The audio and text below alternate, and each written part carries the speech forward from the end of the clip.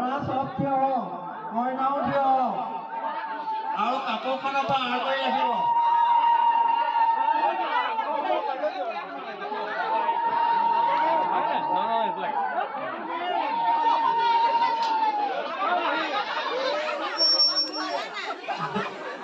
দৰাবিলাকে এটা কাম কৰক পুষ্পাখনত আছে চাউল আছে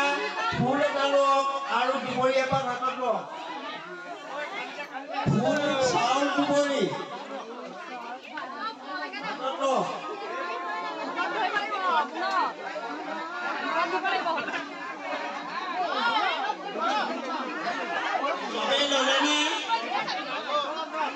সবেই ললেনে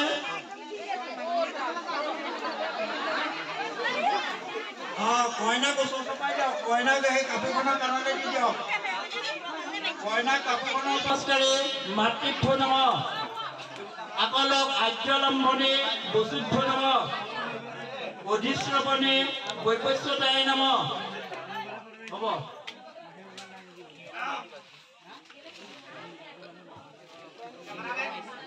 ঘিউ লওক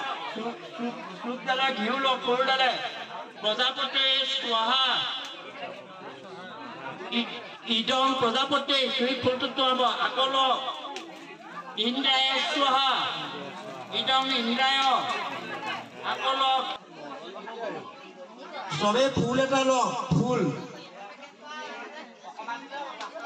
এতে গন্ধ পুষ্পে নমো যোজকা নামক ইয়ে নম হোমত দি দিয়ক হোমত পানী অকণ কলগুৰি দি দিয়ক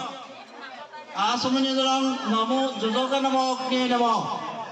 ফুল এটা লওক সবে ফুল লওক এতে গন্ধ পুষ্পে নমো শুভে বিষ্ণুবে নম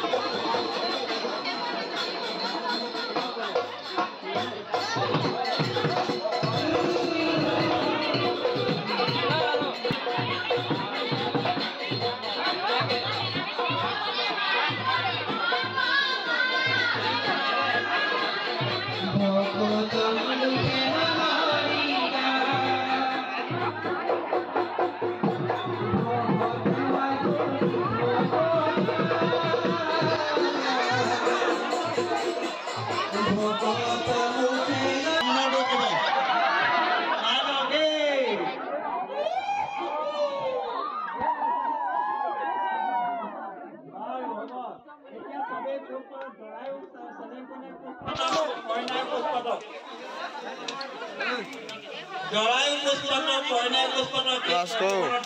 কি হৈছে